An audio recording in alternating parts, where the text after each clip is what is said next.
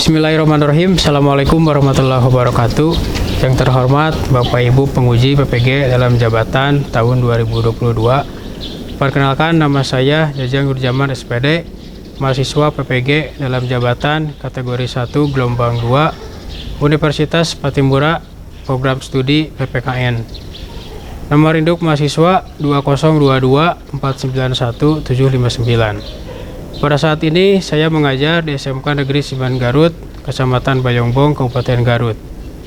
Pada hari ini Selasa tanggal 13 Juni 2023, saya akan melaksanakan praktik pembelajaran uji kinerja di kelas 11 TKP 2 dengan materi mewaspadai ancaman terhadap kedudukan Negara Kesatuan Republik Indonesia. Mohon saran dan masukannya dari Bapak Ibu penguji untuk perbaikan pembelajaran berikutnya, agar bisa memberikan yang terbaik bagi peserta didik. Terima kasih. Wassalamualaikum warahmatullahi wabarakatuh. Assalamualaikum. Waalaikumsalam.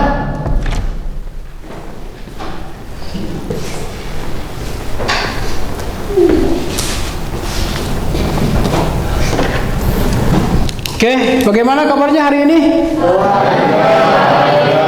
Alhamdulillah ya, kita dalam keadaan sehat walafiat sehingga kita bisa bertemu kembali untuk melaksanakan kegiatan belajar untuk hari ini. Oke, sudah siap semuanya? Siap. Silakan disiapkan alat tulisnya, kemudian duduknya juga yang rapi. Silakan bajunya dirapikan. Nah, bajunya dirapikan ya. Oke, sebelum itu kita berdoa terlebih dahulu. Siapa yang mau mimpin berdoa untuk hari ini?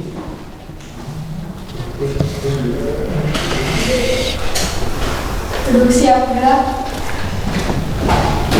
Sebelum mulai pelajaran, marilah kita berdoa dalam hati masing-masing. Doa mulai. Kelas selesai. Oke, terima kasih yang sudah memimpin doa. Kita cek dulu kehadiran daripada kelas DKP berapa ini? 2. Kelas DKP 2. Andini hadir. Kres Intan, Mailani Putri, Muhammad Husni, Muhammad Ajhar, dan Willy Satria. Oke, tanpa keterangan juga ya. Oke, yang sakit kita doakan mudah-mudahan lekas sembuh sehingga bisa melaksanakan aktivitas kita seperti biasanya. Yang sedang izin ya mudah-mudahan dilancarkan saja urusannya. Oke, kita cek dulu semangatnya. Kita cek dulu dengan semangat yang biasa kita gunakan di SMK Negeri 9 Garut. Masih ingat? Yel-yel motivasinya. Kita apa ucapan semangat pagi, kalian jawab. Nah, itu ya. Kita cek ya.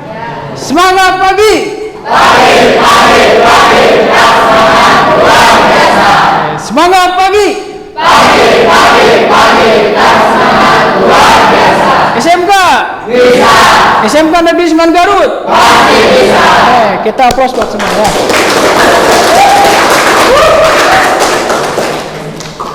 Bapak ucapkan terima kasih, kalian sudah konsisten selalu mengikuti pembelajaran khususnya di semester yang sekarang, di semester genap, di penghujung akhir. Sebentar lagi kenaikan kelas ya. Kalian persiapkan saja. Ini materi terakhir untuk menjelang kenaikan kelas.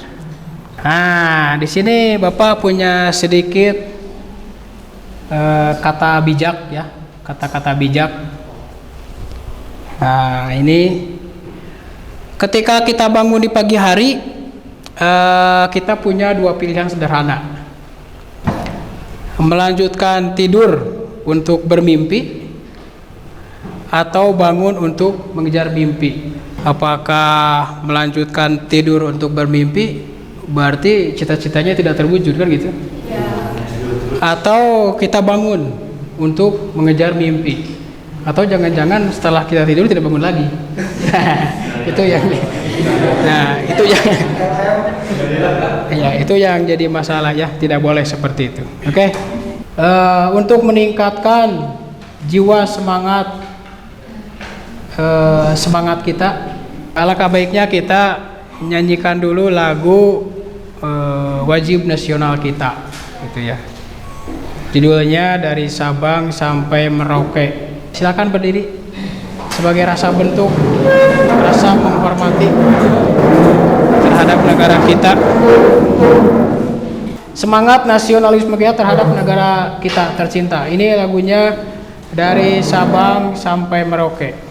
Oke, kita putar dan kita nyanyi bersama ya. Siap? Siap.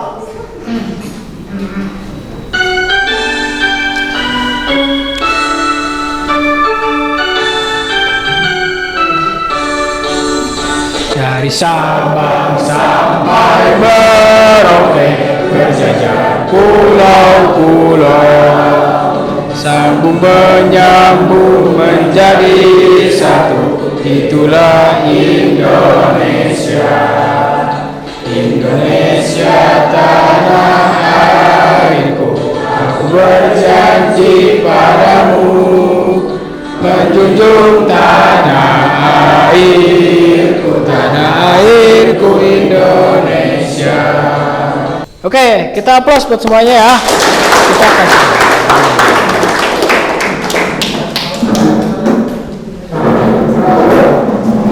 Menurut kalian, apa makna dari lagu tersebut?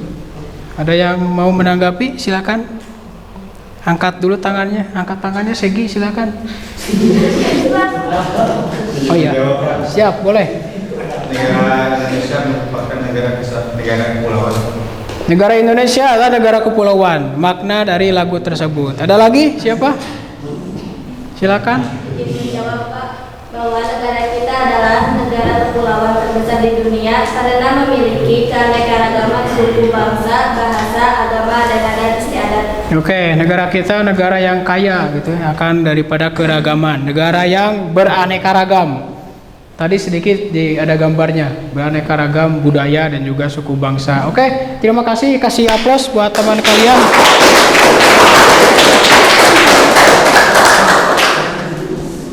Ini adalah gambar peta dunia khusus untuk negara kita.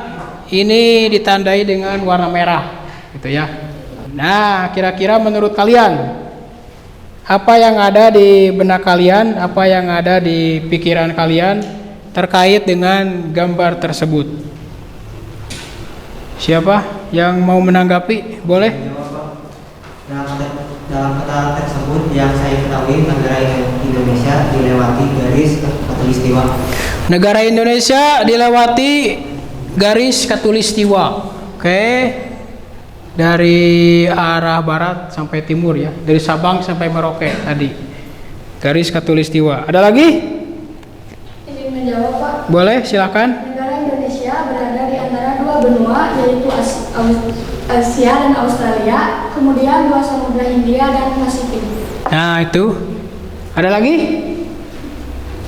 Tidak ada? Oke, terima kasih buat teman kalian, betul sekali. Kalau kita lihat dari peta ini, negara kita dilewati garis khatulistiwa. Garis khatulistiwa. Masih ingat melewati garis pulau apa? Pulau Kalimantan. Kemudian berada di antara dua benua. Benua Asia dan Australia. Ini benua Asia, ini benua Australia. Nah, itu ya. Jadi negara kita ini berada di negara yang berada di antara negara yang sangat strategis. Jadi posisinya itu sangat strategis. Mengapa sangat strategis? Karena yang pertama adalah dari aspek kewilayahan. Dari aspek kewilayahan, negara kita berada di benua Australia dan juga benua Asia dan Australia.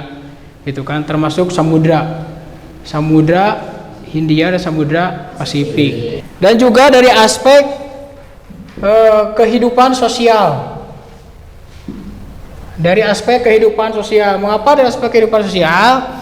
Karena negara kita ini strategis berada di antara orang-orang yang berkehidupan, artinya berbeda dengan kita. Jadi untuk hari ini kita akan mempelajari kompetensi terkait mewaspadai ancaman terhadap kedudukan negara kesatuan Republik Indonesia. Bisa diikuti sampai sini? Oke, bisa ya. Kemudian berikutnya, nah di sini ada tujuan pembelajaran. Tujuan pembelajarannya di sini nanti kalian akan berdiskusi, kemudian akan menggali informasi juga terkait ancaman di bidang IPOLEK Sosbudhankam, disingkat ya. IPOLEK Sosbudhankam, ideologi, politik, ekonomi, sosial budaya, pertahanan dan keamanan. Kemudian setelah kalian mengetahui jenis-jenis ancamannya, kalian akan diarahkan bagaimana strategi mengatasi ancaman di bidang IPOLEK Sosbudhankam tersebut. Nah, nanti kalian akan membuat sebuah produk. Nanti akan membuat sebuah produk terkait mengampanyekan. Jadi mengampanyekan bagaimana cara mengatasi atau strategi mengatasi ancaman-ancaman di bidang IPOLEK Sosbudhankam tersebut, khususnya dalam bingkai Bhinneka Tunggal Ika. Itu ya. Bapak akan menayangkan informasi dari media elektronik. Media elektronik ya. Coba perhatikan ya.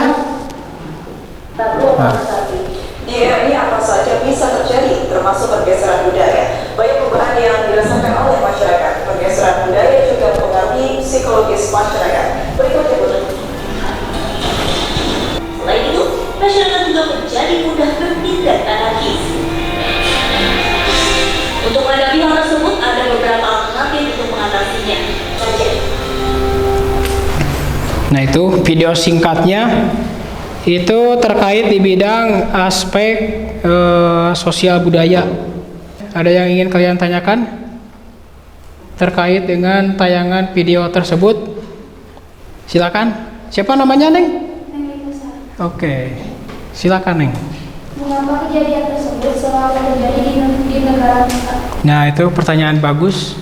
Kenapa hal tersebut, hal-hal yang barusan ditayangkan dalam video itu selalu terjadi di negara kita? Ada lagi? Silakan. Bagaimana peran pemerintah terhadap permasalahan tersebut? Bagaimana peran pemerintah? Nanti kita akan diskusikan. Cukup? Oke, terima kasih. Kasih aplaus buat teman kalian yang sudah memberikan tanggapan. Selebihnya kita dapat tayangkan lagi di sini untuk lebih lebih memperkuat lagi situasi di negara kita. Ancaman terhadap integrasi nasional di bidang ideologi. Nah, ini di bidang ideologi ada yang tahu kira-kira contohnya seperti apa? Hah? Apa namanya? Papua Merdeka. Itu kira-kira dalam bidang apa? Dalam bidang apa? Separatisme ya. Di negara kita sering terjadi separatisme. Separatisme ini sebuah kelompok yang ingin memerdekakan atau memisahkan di negara kita. Kalau dulu ada GAM, Gerakan Aceh Merdeka. Kemudian sampai sekarang Papua juga ada gerakan daripada separatisme di Papua. Atau yang pernah terjadi di negara kita sebelumnya tahun 98 pasca reformasi Timor yang sekarang menjadi negara Timor Leste. Itu kan akibat daripada ancaman di bidang ideologi, akhirnya memisahkan diri dari negara kesatuan Republik Indonesia. Di bidang politik, nah ini biasanya terjadi konflik juga di bidang politik. Apalagi beberapa bulan ke depan negara kita akan melaksanakan pesta demokrasi. Tenaga kerja banyak dari Cina kan gitu. Segala sesuatunya dari Cina. Nah, itu kan akhirnya di masyarakat sering terjadi konflik. Apakah itu ancaman? Ya, ancaman. Jadi untuk integrasi nasionalnya terhambat. Kemudian untuk menjaga pertahanan dan keamanan, untuk menjaga perbatasan-perbatasan negara kita, maka itu akan diterapkan, akan dilaksanakan dipertanggungjawabkan oleh pertahanan keamanan. Tentara Nasional Indonesia, Tentara Angkatan Darat, Tentara Angkatan Laut dan Udara. Silakan kita akan tentukan dulu. Jadi kita akan menentukan dulu permasalahannya. Permasalahan yang lebih umum. Bapak akan simpulkan di sini. Kita akan simpulkan di sini ada 5 konsep lah, atau 5 teori yang harus kalian pecahkan dan nanti akan dibuat produknya seperti itu. Yang pertama, jenis ancamannya, berarti sudah jelas. Ancamannya tadi ancamannya ada berapa? 4. Ada 4 atau 5? Ada 5. Satu jenis ancamannya. Nanti kalian akan dibagi kelompok menjadi 5 kelompok sesuai dengan materinya tadi. Kemudian kalian temukan faktor penyebabnya. Faktor penyebabnya apa saja, apa yang mendasari ancaman-ancaman tersebut, faktor penyebab ancaman tersebut. Kemudian nanti kalian temukan juga solusinya. Kemudian, tadi ada pertanyaan dari Neng Linda, peran daripada pemerintah itu seperti apa? Nanti kalian akan cari juga. Dan yang kelima, sikap kita. Sikap kita sebagai warga negara menyikapi ancaman-ancaman tersebut seperti apa? Silakan kalian buat 5 kelompok untuk menyelesaikan permasalahan-permasalahan yang ada, dan nanti kalian akan buat produknya. Oke, silakan bergabung dengan kelompoknya masing-masing.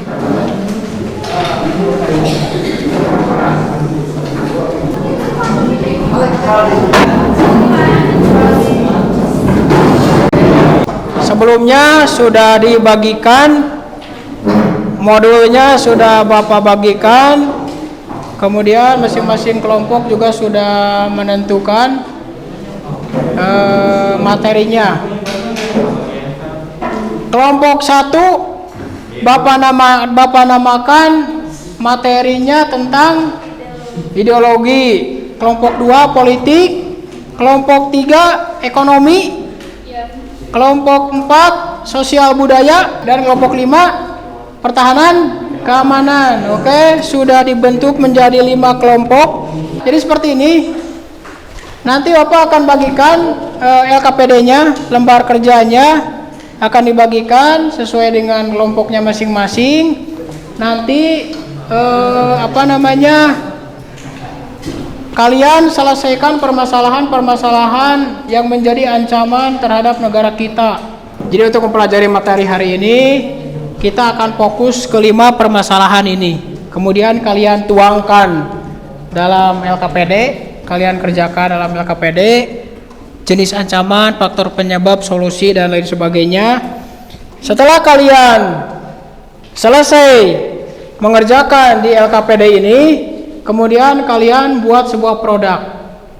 Kita sepakati saja, kalau mengampanyekan berarti kalian bisa membuat sebuah poster, atau bisa membuat poster, bisa membuat desain grafis gitu kan. Karena kita di zaman teknologi canggih, ya kita bisa menggunakan aplikasi supaya lebih hemat waktu dan juga cepat dalam pengerjaan ya. Kita gunakan. Kita sepakati saja. Yang mau membuat poster silakan buat poster, yang mau membuat infografis silakan buat infografisnya. 30 menit cukup? Cukup. Oke, kita sepakati ya, 30 menit kalian selesai. Iya, ini kelompok 1 ideologi. Kelompok 2. Kelompok 3. Silakan berdiskusi saja dengan teman kalian. Kelompok 4, kelompok 5. Silakan kalian kerjakan. Modulnya sudah aku bagikan untuk menunjang pembelajaran kalian. Iya, di situ aja langsung. Itu kan ada itunya. Iya. Jenis ancamannya ada. Silakan. Silakan berbagi tugas. Bagian mencatat siapa, bagian nanti presentasi juga siapa. Kita gunakan aplikasi Canva saja untuk membuat desain grafisnya. Nah, yang itu. Betul.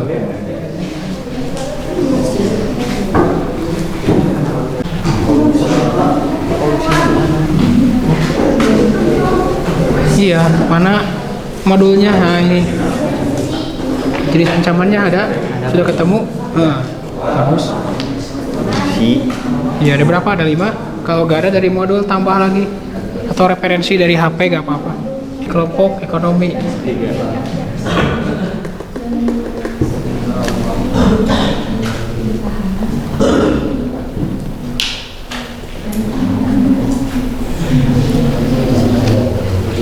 Gak apa-apa, silakan. Jadi kalian bisa yang sebagian mengerjakan LKPD, sebagian lagi buka aplikasi kampanye, gak apa-apa. Bisa sambil dibuka ya, aplikasi kampanye dibuka aja.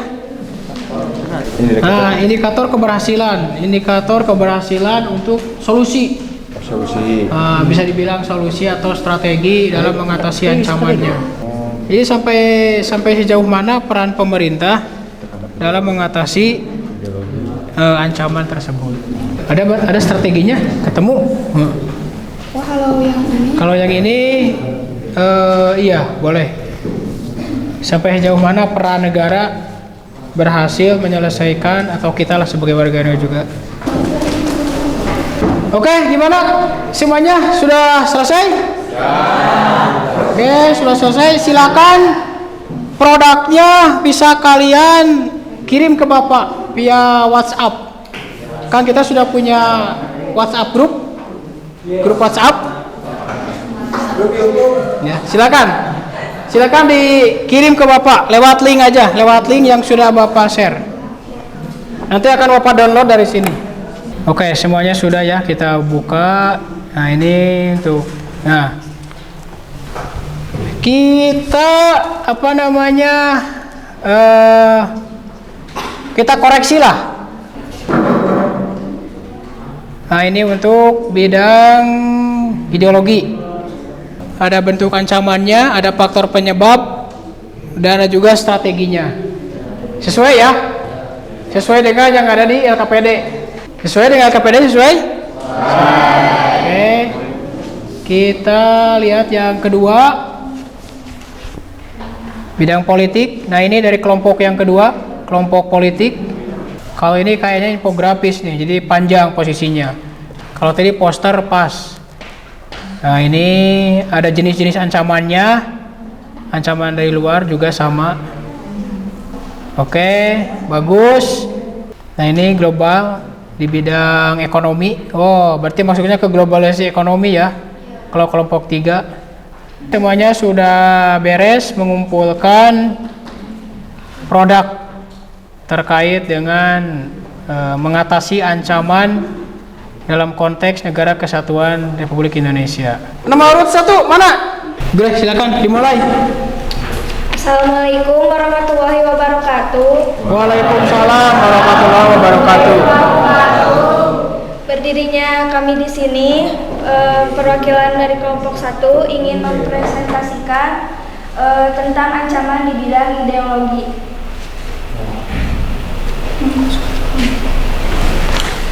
Ancaman di bidang ideologi adalah suatu upaya dari luar maupun dari negara yang mengganggu ketahanan nasional sebuah negara dalam tataran pemikiran, misalnya arus globalisasi. Yang kedua, ketimpangan di bidang demografi.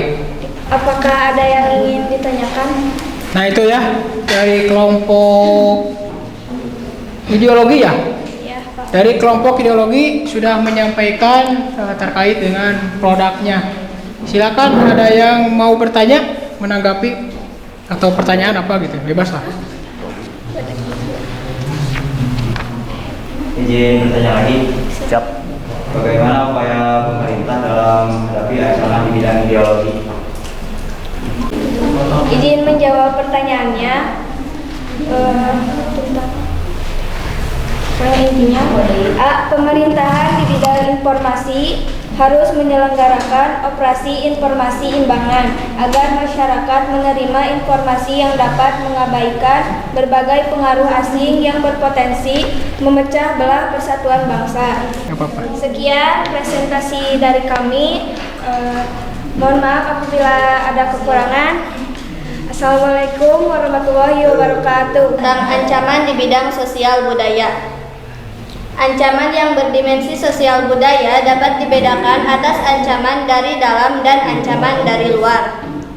Isu tersebut akan mengancam persatuan dan kesatuan bangsa, nasionalisme, dan patriotisme. C. Adanya sikap individualisme, yaitu sikap selalu mementingkan diri sendiri, serta memandang orang lain tidak ada dan tidak bermakna. Sekian presentasi dari kelompok kami. Apakah ada yang mau bertanya? Bagaimana faktor teknologi dan kebudayaan bisa mengancam integrasi nasional dalam bidang kebudayaan? Izin menjawab, karena faktor tersebut berkembang sesuai dengan kemajuan zaman, yang mana masyarakat cenderung mengikuti budaya atau gaya dari luar negeri. Kita yang bisa menimbulkan konflik vertikal seperti kesenjangan sosial dan kesenjangan ekonomi. Ada lagi? Izin bertanya lagi. Boleh, silakan.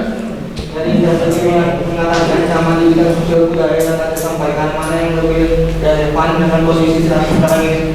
Izin menjawab, masyarakat Indonesia harus tetap berpegang teguh pada ideologi Pancasila sebagai pedoman dalam kehidupan, melakukan pemilihan atau penyaringan terhadap budaya luar. Bagaimana jawabannya? Cukup? Puas? Ya, mudah-mudahan tidak puas ya. Iya, mengapa tidak puas? Supaya kalian bisa mencari lagi materinya dari luar. Oke. Berikutnya. Next. Assalamualaikum warahmatullahi wabarakatuh. Kami perwakilan dari kelompok 3 ingin mempresentasikan ancaman di bidang ekonomi. Ancaman di bidang ekonomi. Terancamnya kedaulatan perekonomian suatu negara karena terbukanya peluang produk-produk global untuk masuk pasar domestik. Baik, apakah ada yang mau ditanyakan? Oke, itu penampilan dari kelompok ekonomi. Silakan. Mau tanyakan? Oh iya, silakan. Izin bertanya, ancaman di bidang ekonomi salah satunya ditandai dengan globalisasi ekonomi, sehingga bisa menyebabkan masalah pengangguran di masyarakat. Solusi seperti apa yang bisa disampaikan? Ia menjawab, solusinya bisa dengan meningkatkan kualitas pendidikan, menyediakan ruang khusus untuk pelatih kerja sesuai perkembangan zaman, menyediakan lapangan kerja, mendukung segala aktivitas bisnis informal, menjalin kerjasama dengan pihak asing, mendatangkan investor, mengembangkan bisnis dengan berwirausaha, hingga menyelenggarakan program transmigrasi untuk tujuan pemerataan. Ada lagi? Gimana jawabannya? Cukup? Oke, silakan. Pertanyaan berikutnya siapa? Oh, masih ada. Bagaimana cara meningkatkan kesadaran bahwa kita sekarang harus waspada dengan era globalisasi yang bisa menyebabkan perpecahan di negara kita? Izin menjawab, supaya globalisasi dapat mendatangkan manfaat bagi kemajuan bangsa, kita harus bersikap selektif terhadap semua pengaruh globalisasi. Pengaruh globalisasi yang tidak sesuai dengan kepribadian bangsa seharusnya kita tolak, seperti pergaulan bebas, kebiasaan minum minuman keras. Sekian dari kami. Baik, sekian dari kami. Wassalamualaikum warahmatullahi wabarakatuh. Waalaikumsalam warahmatullahi wabarakatuh. Kasih aplaus buat teman kalian. Kelompok politik, silakan dimulai. Assalamualaikum warahmatullahi wabarakatuh. Waalaikumsalam warahmatullahi wabarakatuh. Kami di sini berdiri akan mempresentasikan ancaman di bidang politik. Ancaman di bidang politik dari luar negeri, terorisme internasional merupakan penggunaan ancaman kekerasan tanpa pandangan bulu baik itu kepada musuh maupun sekutu. Kalau ada yang ingin ditanyakan, Silakan saya jawab. Oke, kelompok itu silakan, Neng. Izin bertanya, separatisme merupakan yang terbaik dari ancaman politik yang timbul dari dalam negeri. Mengapa di negara kita selalu menjadi gerakan tersebut? Menjawab, karena negara kita menerapkan sistem pemerintahan, demokrasi, dan juga memiliki keanekaragaman budaya, maka itu semua menjadi rawan konflik. Apalagi jika munculnya ketidakseimbangan pada bidang ekonomi dan juga rendahnya tingkat kepercayaan. terhadap pemerintahan, dan yang harus diwaspadai adalah adanya dukungan dari negara lain dengan tujuan tertentu. Itu jawabannya. Gimana, Neng? Bisa dipahami? Oke. Ada lagi pertanyaannya? Silakan. Izin bertanya. Boleh. Indonesia sebagai negara yang menganut paham demokrasi Pancasila harus mampu menumbuhkan pemerintahan yang kuat, mandiri dan tahan uji, serta mampu mengelola konflik kepentingan. Beberapa waktu yang lalu ada wacana perubahan undang-undang tentang jabatan presiden 3 periode dan menyebabkan konflik antar kelompok kepentingan. Bagaimana tanggapan kelompok Anda tentang hal itu? Izin menjawab, ketentuan pasal Undang-Undang Negara Republik Indonesia tahun 1945 secara tegas berbunyi Presiden dan Wakil Presiden memegang jabatan selama 5 tahun dan sesudahnya dapat dipilih kembali dalam jabatan yang sama hanya untuk 1 kali di masa jabatan. Artinya masa jabatan Presiden dan Wakil Presiden maksimal hanya diperbolehkan 2 periode. Andaikan diperlukan perubahan harus diputuskan dengan persetujuan sekurang-kurangnya 50% ditambah 1 anggota dari seluruh anggota Majelis Permusyawaratan Rakyat sesuai dengan Undang-Undang 1945.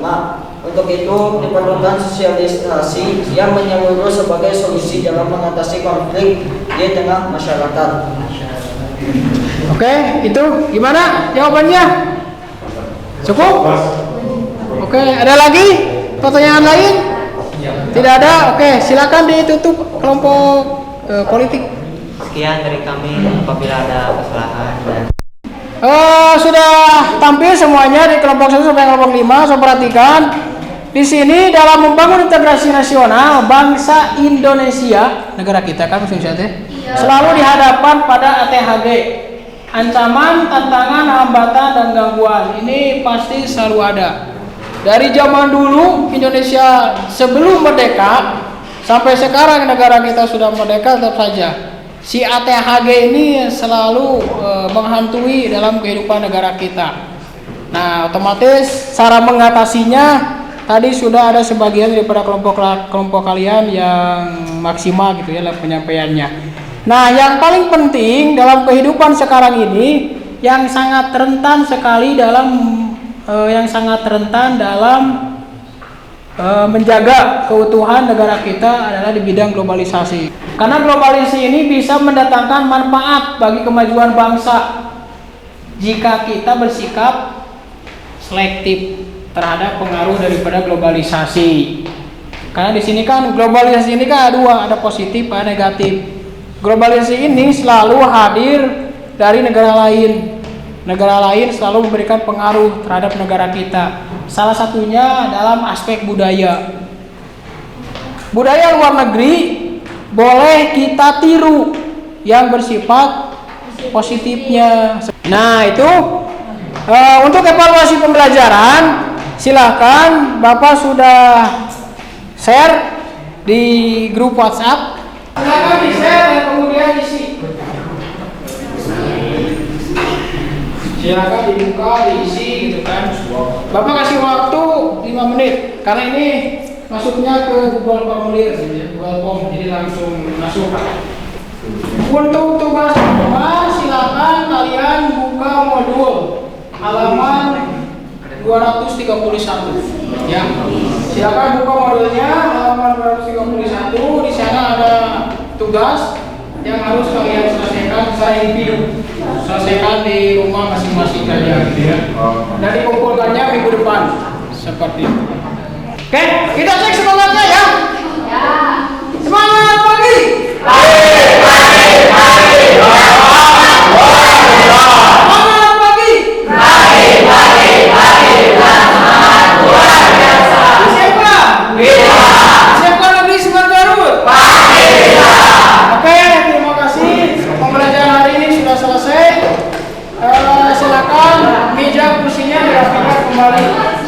Terima kasih yang sebesar-besarnya.